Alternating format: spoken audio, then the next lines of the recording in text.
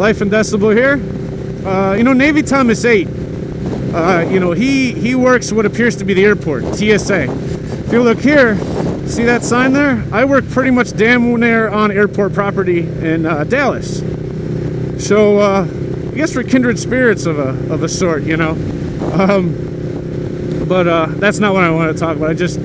I see these signs, and sometimes I think of Navy Thomas 8 and how he vlogs, you know, when he leaves work or when he goes to work, and I was just like, man, you know, same thing here. But no, of course, that's definitely not my topic. What I do have as a topic, what I'd like to talk about, are conversation killers.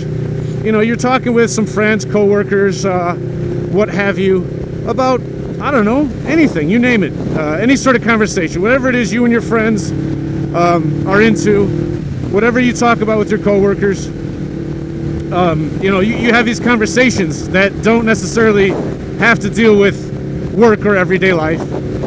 And, you know, so I have this co-worker that I talk to, and, you know, we talk about video games and all kinds of nerdy stuff. We talk about music and whatnot, and, you know, whenever it's, you know, time to go out for a break or whatever, we talk about these things. Well, there's been an employee that was hired who, how do I say this respectfully? This employee's spouse had passed away last year, and so whenever we have a topic, whenever we talk about something, any sort of subject, this person, this coworker, always finds a way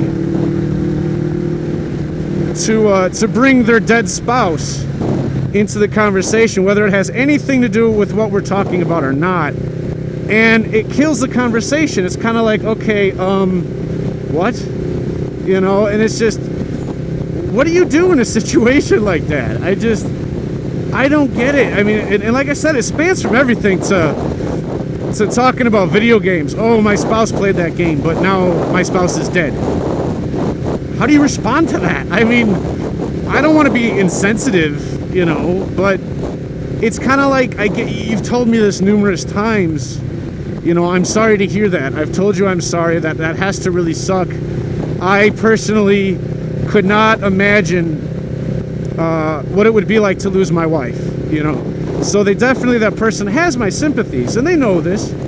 But yeah, it's just, what would you do? I mean, seriously, you know, I don't know how to respond to this person. Like I said, we talk about video games, we talk about music. Oh, my spouse loved that band, but now my spouse is dead. What?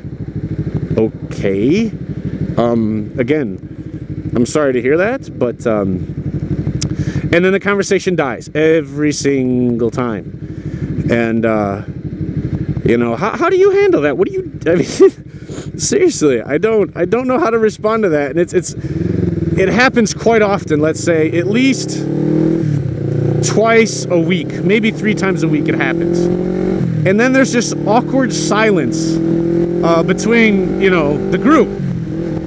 You know, and that's usually when, you know, when I end up saying like, okay, and then I gotta go back in. I've got these things I have to do. You know, I gotta go, you know, and I go back to my, you know, to my desk or whatever from break. But yeah, it's awkward, man. So what would you do? I'd be interested to hear, you know, any video responses or comments below on how you would handle that situation, what you would say. And again, the person's nice. The person who has this conversation killer skill is a nice person. I don't know if this person's lonely or what. I don't know. So yeah, I'd love to hear what you have to say. Let me know down below. Until next time, keep the shiny side up and ride safe.